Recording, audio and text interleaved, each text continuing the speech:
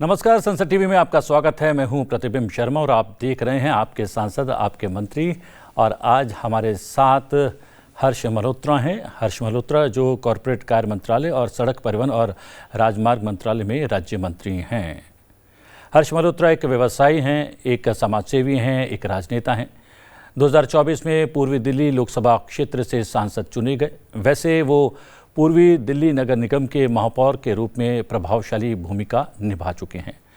Organ donation के लिए काम करने वाली संस्था दधीची देहदान समिति के लंबे समय तक वो अध्यक्ष रहे हैं। आपका बहुत बहुत स्वागत है। बहुत बहुत धन्यवाद प्रतिबिंब जी। और बहुत बहुत बधाई। मॉनसून सत्र की मायूसी के बाद ये शीतकालीन सत्र बहुत प्रोडक्टिव रहा है। एक मंत्री के रूप में, एक सांसद के रूप में कितनी खुशी होती है जब संसद की कार्रवाई इस सुचारू रूप से चलती है। संसद देश के लिए लेजिस्लेशन बनाती है और संसद में जब सांसद, मंत्री, सरकार, अपोजिशन ये सब लोग बैठकर किसी विषय पर चर्चा करके, और सरकार आप देखिए इस बार का जो प्रोडक्टिविटी रही है, it is more than 100%, it is about 116% और सो, जहाँ तक मैं डेटा की बात करता हूँ। तो मानसून सत्र पूरा धुल गया था। अपोजिशन के कारण, कांग्रेस, इंडी गठबंधन के लोगों के कारण उन्होंने कोई बिजनेस ढंग से होने नहीं दिया था। पर इस बार चाहे वंदे मातरम हो, इलेक्शन रिफॉर्म्स पर चर्चा हो, इन दोनों विषयों पर, महत्वपूर्ण विषयों पर चर्चा। आप सोचिए कि मानसून सत्र में वो SIR को लेकर के उन्होंने पूरा सत्र खराब कर दिया था और वो चर्चा हो सकती थी कभी भी। इस बार भी SIR पर चर्चा की बात नहीं है। SIR is a part of election reforms, महत्वपूर्ण पार्ट है। तो इलेक्शन रिफॉर्म्स पर चर्चा की गई, 10 घंटे की चर्चा है दोनों सदनों में अलग अलग मिला करके। तो उसमें भी हमारे सभी नेताओं ने, आदरणीय गृह मंत्री जी ने बहुत विस्तार से, और अन्य नेताओं ने भी बहुत विस्तार से जो इलेक्शन रिफॉर्म्स हैं और इलेक्शन कहाँ से कहाँ तक पहुँचा, इलेक्शन कमीशन भी कहाँ से कहाँ तक पहुँचा, उसकी अपॉइंटमेंट कहाँ से कहाँ पर आ पाई, ट्रांसपेरेंसी आ गई, ये सब चीज़ें देश के सामने आई, जनता के सामने आई। पहले एक समय था UPA के समय में कि इलेक्शन कमिश्नर का अपॉइंटमेंट सीधा प्रधानमंत्री जी, राष्ट्रपति जी के पास भेजती थी और तय हो जाता था। कौन तय करता था पता ही नहीं, प्रधानमंत्री स्वयं ही तय करती थी या उनके किचन कैबिनेट के लोग तय करते थे। अब मोदी जी की सरकार आने के बाद उसमें ये ट्रांसपेरेंसी तो आई कि उसमें लीडर ऑफ अपोजिशन भी बैठते हैं जी, प्रधानमंत्री, गृह मंत्री, और जो भी टीम बनती है, एक स्ट्रक्चर तो बनाया। पहले तो ऐसा कुछ भी नहीं था। अब राहुल गांधी जी ने ये कह दिया कि मैं तो वहाँ पर बैठा हूँ, जो प्रधानमंत्री जी ने और गृह मंत्री जी ने कहा तो वो हो गया। पहले तो ऐसा भी नहीं था कि लीडर ऑफ अपोजिशन को कोई डिस्कस भी करता था। अब कम से कम आप उस मीटिंग में हैं, आपकी से है, अगर आपका डिसेंट है तो आपका डिसेंट नोट तो कार्रवाई में जाएगा जी। और ऐसा क्यों कि आपका डिसेंट नोट होना चाहिए? अपोजिशन का मतलब हर विषय पे अपोजिशन करनी है क्या?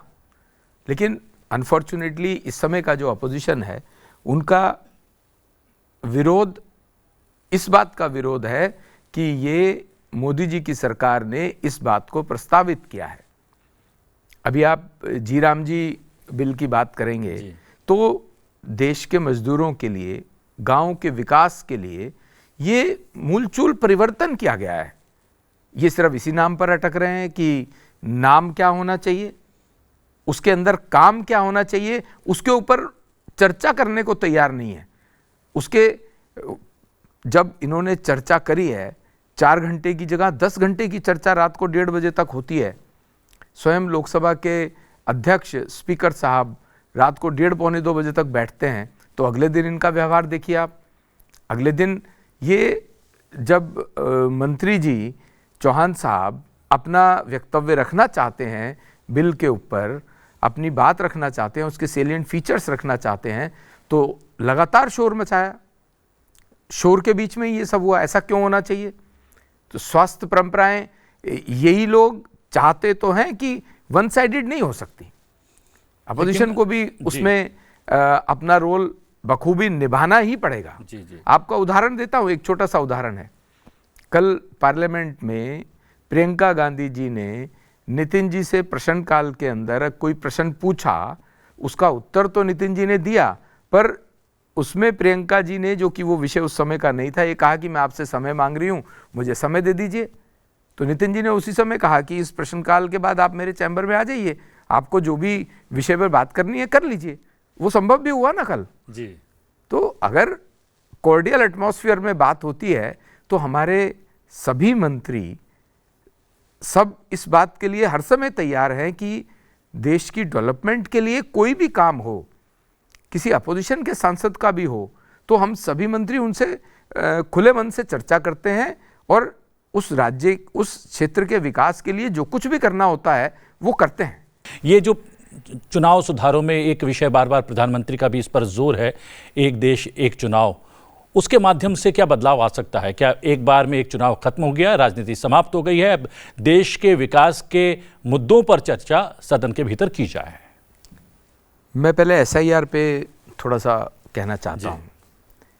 चुनाव सुधारों में SIR एक पार्ट है। बिल्कुल।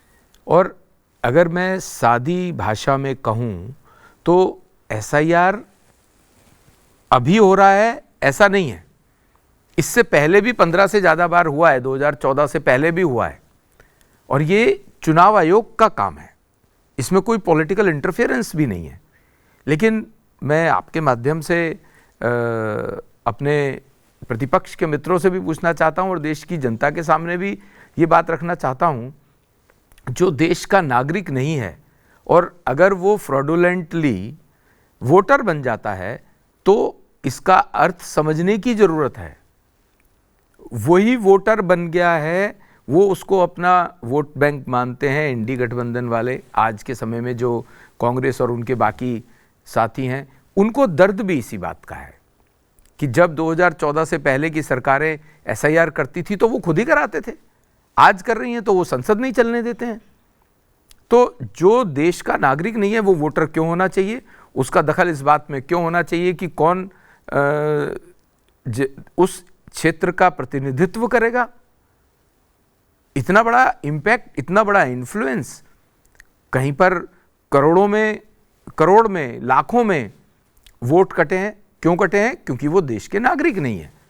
बांग्लादेश, आप देखिए पश्चिम बंगाल में जो भारत की सीमा लगभग सभी राज्यों में, गुजरात, पंजाब, राजस्थान, सभी राज्यों में फेंसिंग प्रॉपर हो गई है, सिर्फ पश्चिम बंगाल में नहीं है। वहाँ पर इन्फिल्ट्रेशन डेली बेसिस पर है और वो इन प्रकरण किसी भी तरह से हमारे देश में वोटर लिस्ट में पार्टिसिपेट कर लेते हैं, वोटर लिस्ट में वोटर बन जाते हैं और फिर वो प्रभावित करते हैं जनप्रतिनिधि को चुनने में।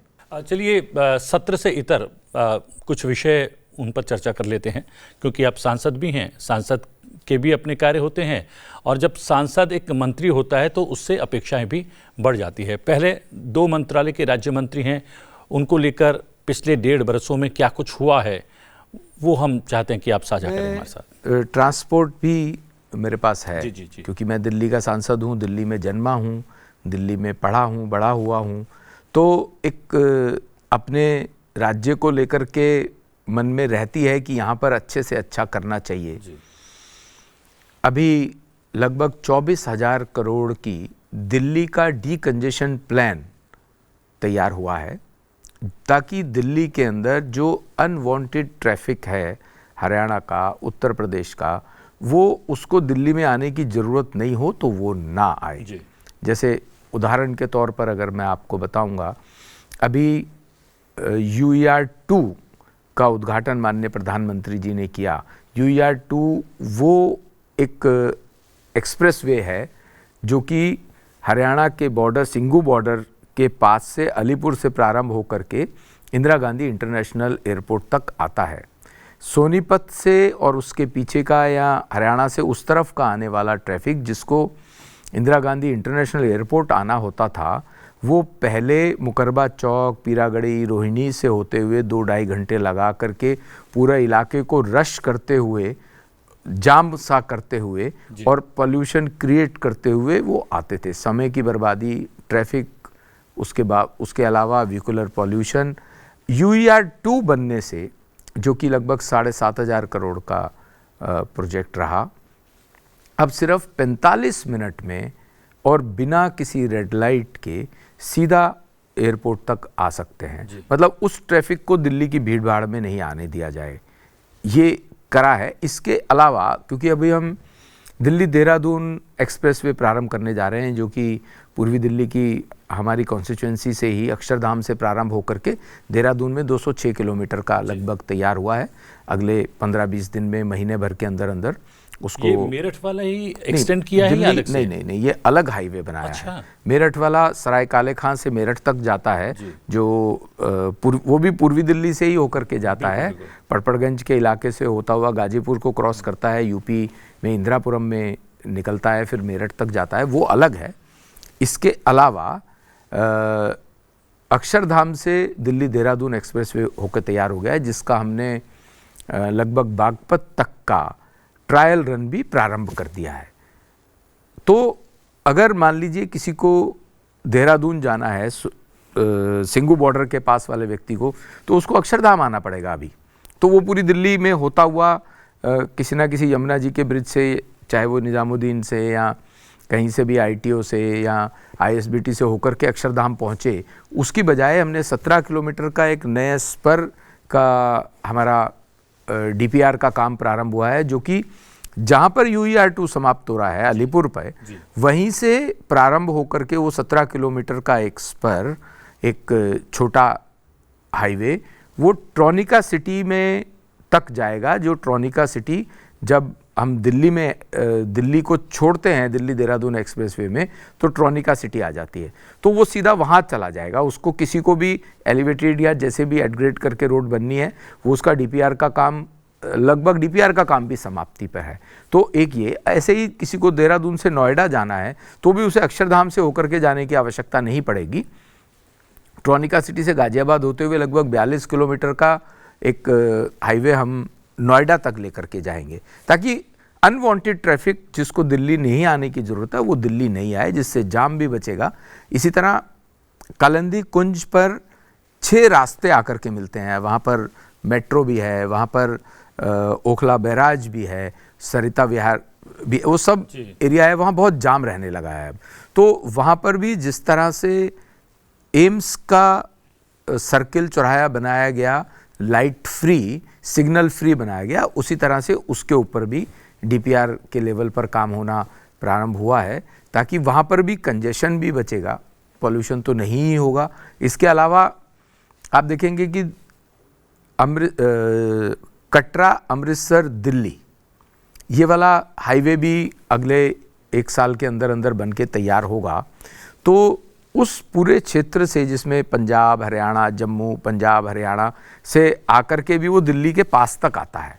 अभी वो हरियाणा और दिल्ली के बॉर्डर पर थोड़ा सा दूरी पर समाप्त हो रहा है, लेकिन वहाँ से फिर जब लोग आएंगे, तो चाहे वो ईस्टर्न एक्सप्रेसवे से आएंगे या वेस्टर्न एक्सप्रेसवे की तरफ जाएंगे, तो उसके लिए भी जहाँ पर हरियाणा में वो समाप्त हो रहा है, वहाँ से UER-2 को कनेक्ट करने का भी एक हमने स्पर का DPR का काम किया है, ताकि वो भी UER-2 पर आए। फिर अगर किसी को एयरपोर्ट आना है तो एयरपोर्ट आ जाए।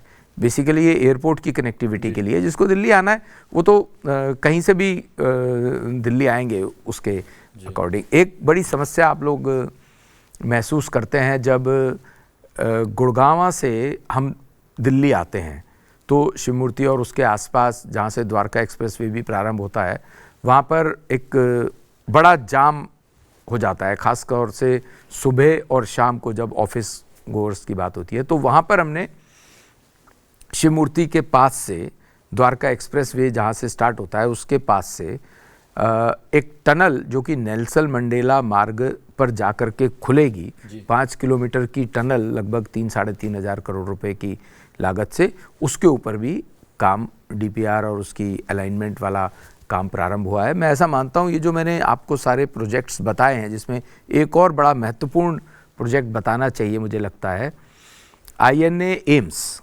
से एयरपोर्ट तक एक एलिवेटेड रोड बनने का भी प्रपोज़ल है, उस पे भी डीपीआर का काम चल रहा है, जो कि आगे गुड़गांवा होते हुए फरीदाबाद को भी टच करेगी।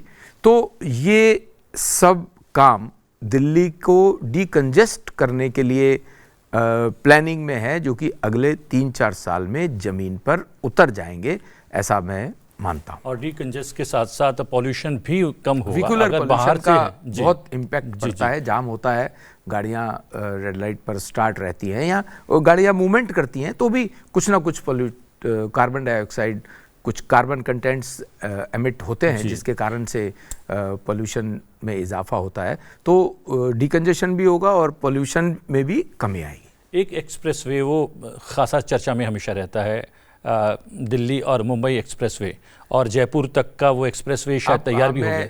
एक बात क्योंकि मेरे पास बताने के लिए बहुत कुछ है आपको, दिल्ली के आसपास के लिए भी। तो सराय काले खां से हम एक एलिवेटेड रोड दे रहे हैं यमुना बैंक से होते हुए, जो कि फरीदाबाद बाईपास पे निकलेगी। वो अल्टीमेटली फरीदाबाद बाईपास पर वो जो हाईवे है वो दिल्ली मुंबई एक्सप्रेसवे को सोना तक लेके जाएगा। तो दिल्ली के जो पूर्वी दिल्ली के लोगों को अगर दिल्ली मुंबई एक्सप्रेसवे जाना है तो उनको गुड़गांवा धौलाकुआं आने की आवश्यकता नहीं है, वो यहीं से चल पाएंगे। मैं समझता हूँ उसको भी वो बन के तैयार है, उसमें थोड़ा काम बाकी है, अगले 1-2 महीने के अंदर अंदर हम उसको प्रारंभ भी कर सकते हैं। अच्छा, हाँ, तो आप देखिए मेरठ एक्सप्रेसवे जो कि सराय काले खां तक, और वहीं से स्टार्ट हो रहा है दिल्ली मुंबई एक्सप्रेसवे का पार्ट। तो सीधा मेरठ वाले लोगों को भी दिल्ली मुंबई एक्सप्रेसवे जाना है तो सोना होते हुए वहाँ पहुँचेंगे, कम से कम 1.5 घंटा बचता है अगर इधर से जाते हैं। और अगर गुड़गांवा धौलाकुआं से जाएंगे तो वहाँ पे भी कंजेशन होगा और टाइम की बर्बादी होगी, वो अलग। तो ये काम तो लगभग तैयार है, जिसको हम कभी भी 1-1.5 महीने में 2 महीने में प्रारंभ करने वाले हैं। जी, एक और विषय मेरे सामने आ रहा था, मैंने शायद न्यूज़पेपर में पढ़ा था या अनाउंसमेंट कहीं मंत्री जी की देखी थी कि टोल नाके पर अब आने वाले समय में टोल के लिए रुकना नहीं पड़ेगा। अभी इस बार के सत्र में भी प्रश्न के उत्तर में आदरणीय नितिन गडकरी जी, जो कि हमारे वरिष्ठ मंत्री हैं, रोड ट्रांसपोर्ट के कैबिनेट मिनिस्टर हैं, उन्होंने बताया भी, एक प्रश्न के उत्तर में भी कहा गया है कि अब टोलिंग सिस्टम में हम बदलाव लाने जा रहे हैं। अभी पहले था फास्टैग नहीं था, तो वहाँ जाते थे, पैसे जमा कराते थे, तो 1-1 किलोमीटर की लाइन जाम लगता था। उसको फास्टैग में कन्वर्ट किया, मतलब एक टैग लगा दिया, उसमें उसका एक वॉलेट है, उसमें पैसे जमा कराइए। तो गेंट्री, जहाँ पर टोल के जो गेंट्री बनी होती है वहाँ पर जाइए, वो कैप्चर करेगा, पैसे जाएंगे, बैरियर खुलेगा और आप क्रॉस कर जाएंगे। अब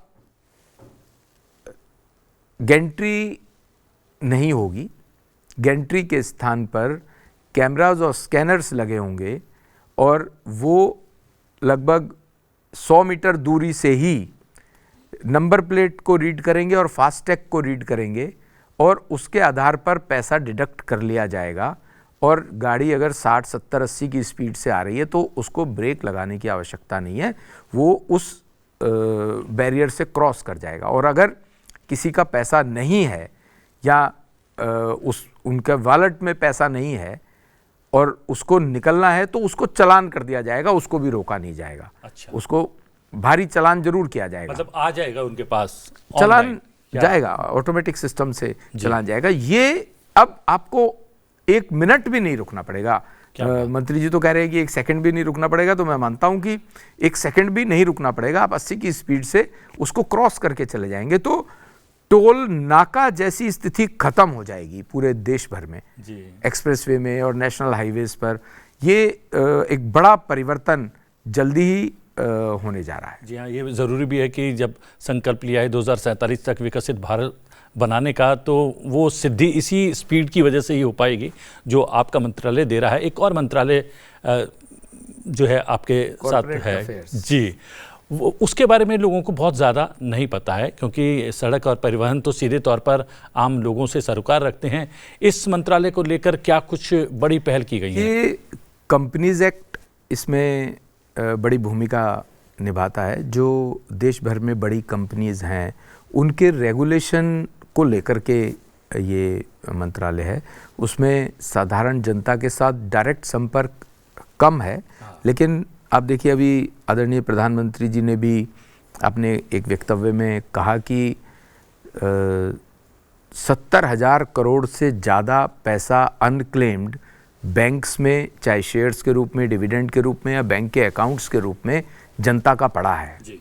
और सरकार, मोदी जी की सरकार उन लोगों को ढूंढ रही है।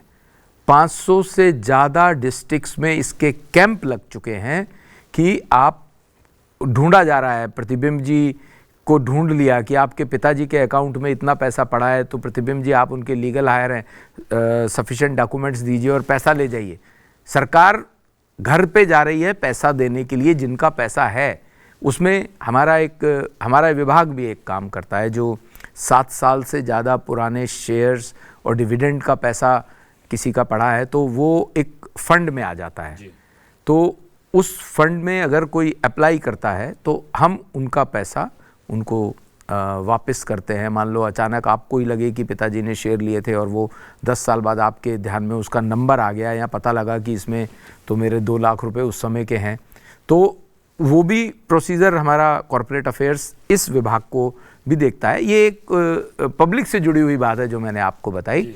अदरवाइज कंपनीज के रेगुलेशन के लिए हमने ईज़ ऑफ डूइंग बिजनेस, जो प्रधानमंत्री जी की बहुत महत्वाकांक्षी योजना और बात रहती है हमेशा कि बिजनेस में ज़्यादा से ज़्यादा सहूलियतें देनी चाहिए। आज किसी ने अपनी कंपनी को इनकॉर्पोरेट करना है तो पहले 2 महीने 3 महीने लगा करते थे, ये कागज़ ले आओ, ये कमी आ गई, और आपको ऑफिसर्स के साथ कनेक्ट रहना पड़ता था, बात करनी पड़ती थी, मैनुअल इंटरफेरेंस बहुत ज़्यादा थी। अब हमने उसको मैनुअल इंटरफेरेंस ख़त्म कर दी है।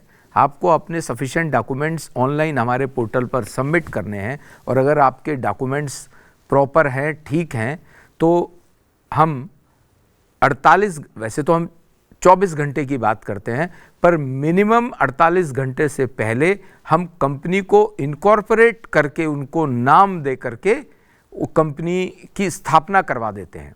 और खाली इतना ही नहीं है, इसके साथ साथ जो नेसेसरी रजिस्ट्रेशंस हैं, जैसे बैंक अकाउंट का नंबर है, जैसे टिन नंबर है, पैन कार्ड है, किसी फैक्ट्री का रजिस्ट्रेशन है, किसी और नेसेसरी 11 रजिस्ट्रेशंस को हम on the day of incorporation हम खुद करके उस कंपनी को देते हैं, ताकि वो 48 घंटे के बाद 49th आवर से अपनी कंपनी की फंक्शनिंग को शुरू कर सके।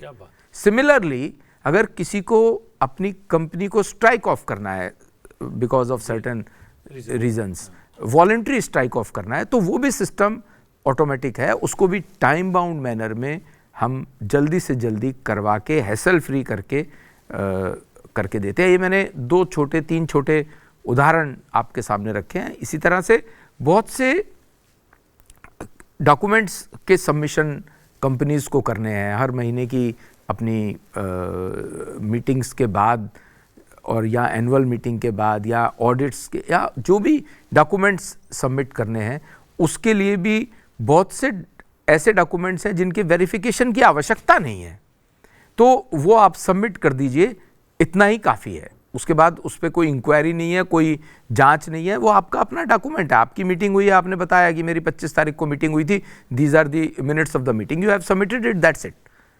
इससे ऐसे हमने बहुत से डॉक्यूमेंट सबमिट किए हैं, अलाउ करे हैं, जो कि आप कर सकते हैं। इसके अलावा 60 से ज़्यादा ऐसे सेक्शंस को हमने डीक्रिमिनलाइज किया है।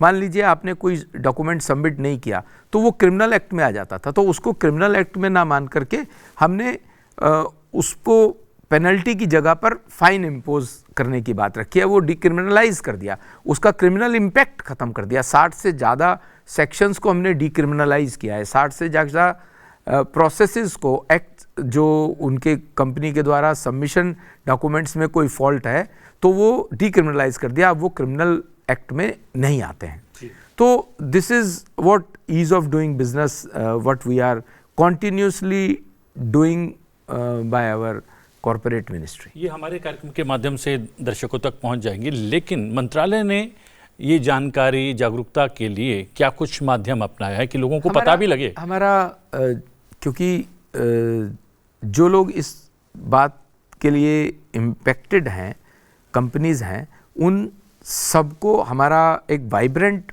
पोर्टल है, वेबसाइट है, उस पर समय समय पर हम इसके ऊपर एजुकेटिव सेमिनार्स भी करते रहते हैं। तो जहाँ तक जिन तक ये जानकारी जानी चाहिए कंपनीज तक, उन सब तक ये जानकारी जाने का प्रोसीजर भी हमने तैयार किया हुआ है, जाती है। समय समाप्त हो रहा है बातचीत का, बस आखिरी आप अपने संसदीय क्षेत्र के लिए भी क्या कुछ कर पाए हैं 1.5 बरस में? संसदीय क्षेत्र के लिए मैं कहूँ तो पीने का पानी और पार्किंग, ये पूरे दिल्ली की नहीं पूरे देश की बड़ी समस्या है इस समय।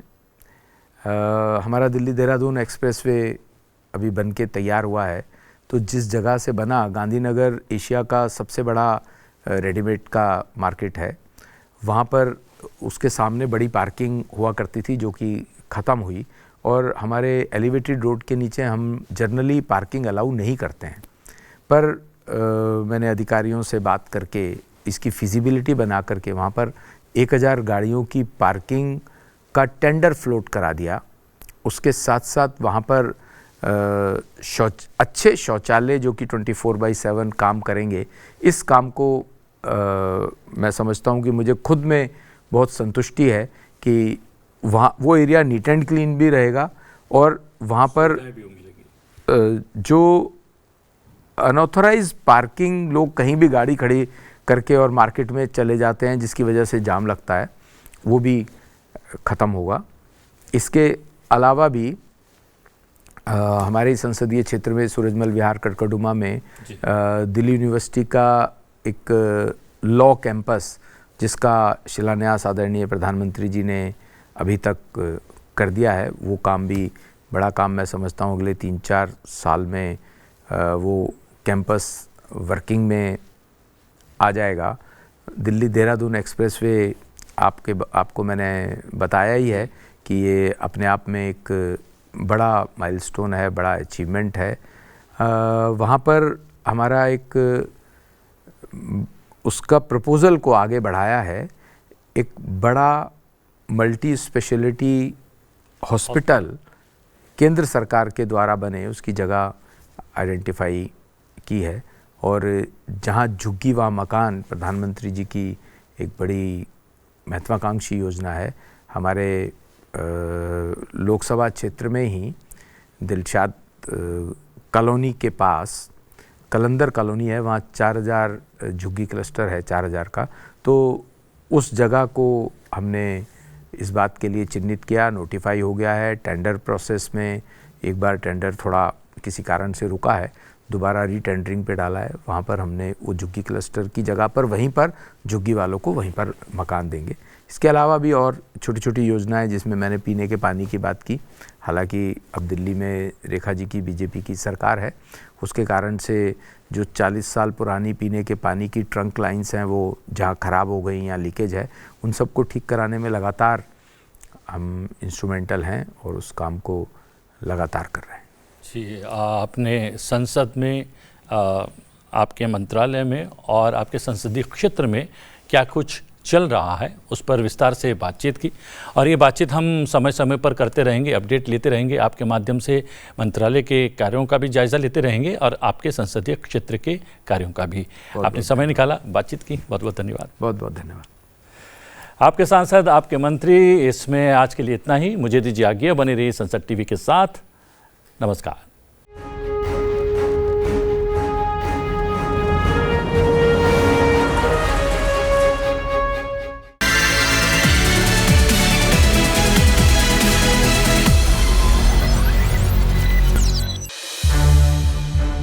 संसद टीवी के और भी प्रोग्राम्स देखने के लिए सब्सक्राइब करें हमारा YouTube चैनल, और हाँ, इन्हें लाइक और शेयर करना ना भूलें।